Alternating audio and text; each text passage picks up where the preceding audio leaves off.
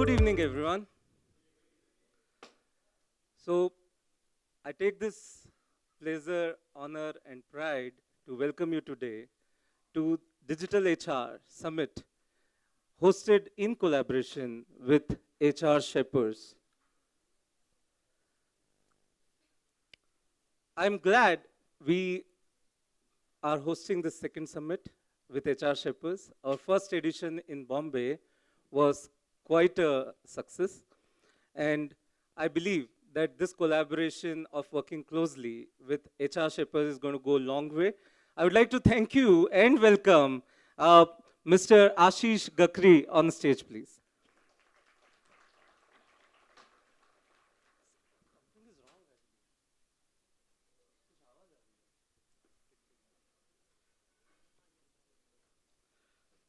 Please have a seat. So with this being said, I would like to express why am I standing here. So as Inaugural Group and as NextGen Innovate, we are fortunate to have a lot of stakes that go, go in connection with the HR fraternity. So just to name a few, like we have, or rather we are building a very path-breaking, portal called iSkillBox. We have our own consulting services for employer branding called Cobuzz. We have a AI conversational bot for HR called Orai Robotics. And we also have a recruitment agency in the family called BWise. On top of it, I'm glad to inform the teams here that we have a big institution group within the family again called ASM Group of Institutions. So with this, we believe that we have a lot of opportunities to work, collaborate, network with you all. And so with that motivation, we have the whole objective of hosting regular HR summits. And my friend Melody has already talked about what digital HR stands for. And we are on a path to actually keep bringing various interventions in different parts of the globe in order to actually propagate all things technology in HR practices. Having said that, I would like to also take a opportunity to inform this August audience that we are expected to host a good summit in Dubai and then Singapore in month of February, and then the following Singapore dates are yet to be decided. So we are working on this with, again, HR Shapers. So I once again welcome, all the friends from HR Shapers as well as the entire community. Now it's my time to actually take a moment to invite, rather welcome all our speakers for the day today. I'm so glad we have a whole list of stalwarts from the HR fraternity joining us here today. And they are going to be enlightening us with, all things employer branding. We are all actually waiting and, very curious to understand how employer branding is playing a very important role in the times ahead. Okay. With this being said, I think I'll rest my case and let me take this opportunity again to welcome you all. Thank you so much for joining us today. And we are all looking forward to an enlightening evening ahead. Thank you. Okay, thanks, Digital HR. So as you said, we had a first event in Mumbai, and that was over successful actually. And I hope this will repeat here also, and you are able to pay the bill as well. That's most important. Okay, so great. HR Shaper is 8 years old, non-virtual, non-registered body. It has a presence in all locations. On an average, every week there is one event happening worldwide. Okay, whether you talk about India or whether you talk about outside. We were very active in COVID also, and so now it is going more into physical. So wherever you are in any part of the world, you can just ask me, Ashish, is there any event is happening? Somehow there may be. Okay, and HR Shepherd, as I said, it has a presence in all locations. And the funny thing, I got to know that anybody who's moving from one location to another location, before he or she tells anyone else, that I'm moving to another location, I get to know. Because that person reaches out to me and say, Ashish, I'm moving to Canada, I'm moving to Bangalore, I'm moving to Nagpur. can you please get me connected to the shaper? And that really happened actually, yeah. And it is more than event management. It is more than the session. It is community actually. And our last event was very successful. We had almost 200 HR people from Mumbai, Pune, and they were assembled in a collard. Do you know where is the collard? It's a 3 hours drive from Mumbai, Pune, and we had a 3 days, 2 night outbound adventure activity there. And then before that, event happened in Chennai, Hyderabad, Ahmedabad, Pune, Delhi. I mean, the list is endless. Okay. So thank you, Digital HR. Thank you, Ritesh, Sandeep, Rahul, and we look forward to have an engagement, very interactive session. There are 2 panel discussion. Okay. So we need to keep timing very tight. Yeah. Thank you. A very good evening to everyone and a warm welcome to this HR Summit. We are so happy to bring this in the physical format. We did one in Mumbai. Sir, it was more than 250, not just 200, Ashish. So it was, we missed you there, but we are happy to have you here. We are, as Rahul has said, we are trying to create a complete ecosystem of different communities of the younger generation, going all the way up to the HR and the working professionals. We have education institutions, we have committees for communities being developed for innovation, for entrepreneurship, and the traditional education also. So today morning we had a academic conclave here, and the same format we had followed in Mumbai also. The world is totally changing. And with COVID, all of you agreed that it has got a lot of challenges. Many of the job roles are changing. The business models are totally changing. How does HR manage all this? You know, one of the things I've been talking at forums when we discuss at Harvard or others is, I really believe the next CEOs are going to be CHROs. Because the way the things are changing, the way you have to get the company aligned, it's going to be a very, very difficult job and a difficult phase to do. And in this difficult world, what is important is employer branding. Because this is something which is going to communicate your employee value proposition to not only your existing employees, to the people who have left outside, but also to the new employees and recruits. And with the great resignation, with the competitive environment, what you're having, it's getting more and more and more important as such. And it's not only important that you're reaching out to the active job seekers. If you have a good branding strategy in place, you can reach out to the passive job seekers also. And this is very, very important. And if you're talking about the Gen Z or the new generation, we have the next keynote speaker who is from IIM Sambalpur. I'm also representing ASM as well as NextGen. We are a KG to PG group of institutions. The younger millennial generation looks at a number of things before he wants to join your company. Gone are the days when he just sees a good package or something and joins. They want to see what are you doing for the society. I'm talking of the very good candidates. They would want to see that what are your values? What is the purpose of your company? And are you sustainable? Their buying decisions are based on that. And even their recruiting decisions or where to join is based on that. And with the gig economy, with this kind of work from home things are going to be more and more challenging. And that's why the digital HR comes into the place. So I think we have some wonderful panels here. When we are talking of recruiting, we are also talking about selling and branding.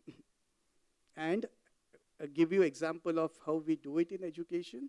At ASM, we are trying to create employable students, and the focus is on employability. We have developed a program called as Excellence-Driven Guaranteed Employability Program, where we are trying to work with the industry and the top academic institutions to prepare industry-ready candidates for you. And how we do a reverse competency mapping. For example, with Amazon, we have started India's first course in emerging tech. We did an 8 months reverse competency mapping with Amazon to find out what competencies are required for the jobs of cloud practitioner and the people required in the cloud, not only by Amazon, but also by the system integrators. So these are co-designed, co-created, co-developed, and co-certified courses with the industry. I think this is something what is required. So this student is very likely to join Amazon or very likely to join the system integrators Amazon, or even take the call later in life when he grows up to go for Amazon products. So that industry institute interface is also very, very important when we talk about employer branding. And that is one of the things what I would like to put up to this forum, that if you want to have good students, we also have to understand from you what you require from them. Even today's morning session, we had discussions on that we should not just be on paper. Internships, all of you would agree, they really don't go the way they should be going. And the problem is at both the sides.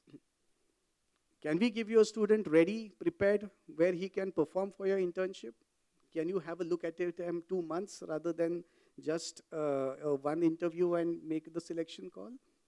And one of the things which, even as an educationist, I would like to put up the question to you and really see is it necessary so that you are not going to let a student who has not got a first class appear for the interview? We all know the problem with the rote learning system. I'm coming from the education sector and I'm saying this. So can we have some better strategies, some better ways where let not one exam define whether the student is right for you or no? And again, these are all parts of some of the challenges which are there. We have fantastic panels. We have a great speaker coming from the academic side, so I'm not going to take too much part from him. What I would like to say is, again, welcome to this HR Summit. We look forward to a lot of engagements going forward, and we are going to come up with a lot of programs for the HR community also. There are going to be things coming in HR analytics. We are going to have something for OD and change manager practitioners. There is nothing in India. I think everyone just claims I'm an OD practitioner, but there's nothing that defines actually what should be an OD practitioner as such. So we look forward to a lot of engagements with you, not only today, but in the coming days. And I am sure that you're going to have a feast of knowledge and get great networking as well. Thank you so much and welcome once again. Very good evening, and thanks to Rahul and Sandeep for inviting me on this very critical forum in terms of the changes which he talked about. I'll just speak about the changes which is really happening globally, and what are the changes, in which direction it's happening. It's not a change, I would say it's a disruptive change. And I defined 3D disruptions. What are 3D? The first D is disruption due to digitalizations. Every organizations, every individuals are impacted by the digital disruptions. And we have seen during COVID it got accelerated, but it started much, much earlier. And today every institutions in academics as well as non-academics, as well as service, as well as government are part of these disruptions. And what are the disruptions in digital space? It's not merely digitalizations. It is the way we work, the way we engage, employ, as well as organizations is also getting disrupted. Today we talk about gig economy, like we are no longer going to be large organizations. We are going to be large organizations, part of small organizations. So it is integrated by disintegrations. So decentralizations, disintegrations, these are the things which are happening in digital space. And the emerging technology which are redefining blockchains, you have seen cryptocurrencies, these are going to completely disrupt the entire currency systems in coming times. And therefore, we should be ready for those kind of disruptions. And then you have to also identify what kind of employee or what kind of human resource policies and practices you'll have to adopt. The second disruptions, which is also happening globally, and that is called disruption due to decarbonization. And that is where we are talking about sustainability. We have developed a lot of organizations, a lot of businesses, a lot of developed nations. Everyone is struggling how to survive. The planet is becoming difficult to live. And that has become a challenge for the whole world. And we have seen Paris Accord, Glasgow Summit, where India also is taking lead in terms of how to decarbonize. There was a target by 2030 and 2070 that we'll have to have a zero carbon. That means that many industries which exist today will not exist tomorrow. And these industries includes your automobile industries, which manufacture, which runs on petroleum and diesel will no longer be available. It talks about oil and gas industries, petroleum will also disappear. The coal-based manufacturing of power will also disappear. And therefore, there are a lot of questions about particularly developing countries like India and China, where large economy comes from this sector. And the moment we disrupt these industries, there will be a huge challenge because you don't have enough fund in terms of create new business. And that is where there's talk about managing just transitions. Just transition is not JUST has a full form. And this is going to be another challenge, and this is going to challenge in terms of how to, again, acquire those kind of talent which can manage these kind of disruptions. The third disruptions is much more powerful than the first two, and that is called disruption due to democratization of business. It means startup age has started. No longer the large company will rule the world. The business will come to every pocket, every mobile, and every individual is going to be the owner of corporations. It's question of ideas which you generate. And that is where the employee becomes important, not employer. Because each employee is a business. If he cannot create business, he is not employee. Because today's generations, because I have seen those talent which is coming to even IIMs and IIT, they don't want to work for any organization for long. They just want to learn next 5 to 10 years, then they want to create their own corporations. Because it is much, much easier. You don't need any kind of financial resource. You don't need any kind of infrastructure resource. You don't need any kind of logistic resource to start your business. You have seen how Twitter started, how Facebook started, how Google started. It was just an idea, including Starbucks started in Stanford School, Business School. It was just an idea of a couple of students. And that became the largest corporation in the agriculture sector. So these are the three disruptions which are creating opportunities for the young generations, and that requires a different mindset, different skill, different strategies. And what is those strategies? You're all human resource experts. You must ask yourself that what kind of human resources are required to manage this kind of disruptions. The existing process, practices may not be valid in terms of managing this kind of disruptions. I have defined that in order to manage these three disruptions, we need 3 I. And what are these 3 I's? Which every individual has to acquaint and create himself. These 3 I's are, you have to have innovation. That is the first I. You must do everything differently. You should not repeat something which already happened. Because every day, every year, every month, process and practice and technology are changing. Therefore, you must look for innovations in every aspect. The second I is about your integrity. Because just to generate revenue, we have seen a lot of companies, a lot of individuals have lost their integrity and created a huge wealth. There are corporations which has a multi-billion-dollar value, but it creates many billion-dollar problems to the planet. This is a question of integrity for individual as well as for organizations. So we have to bring those high level of integrity that we should not compromise our value systems or planets. Mother Earth is our mother, grandmother. We must worship every day, every morning, every day. Sun is also our grandfather. These are the nature which we have to protect and work within that systems. So integrity means not only question of corruptions. Integrity means how do you protect the entire planet which is livable. And that kind of mindset is required for every human resource if you really want to differentiate yourself. The third I is all about inclusiveness. You cannot progress yourself. In fact, I always say that if you really want to be privileged, then don't work along with the privileged class. You work with the underprivileged class. The moment you stand in the underprivileged class, you become privileged. So these are the kind of inclusiveness mind is required. That you must take care of your surroundings, you must take care of your environment, you must take care of every hierarchical systems. So hierarchy no longer is going to exist in organizations. This organization, why it doesn't require hierarchy now? Because all your business management part will be taken by digital systems. We have seen the banks today, no one goes to bank now for anything.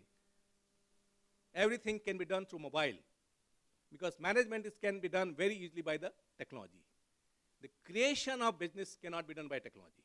The creation of ideas cannot be done by technologies. And that is where the human resource has to be employed. That is where the employee has to focus on. Now the question is, how are we going to, the main theme of this summit is that how the employer branding going to happen. I come from an academia, and when I was working in the US, on the University Carnegie Mellon, I had a colleague, Professor Dennis Ruscio. So she said that, let's go and teach one course. And the course name, because I was not from human resource, she was from OB, organization behavior, a very famous professor. I said, how can I teach with you? I'm from digital side.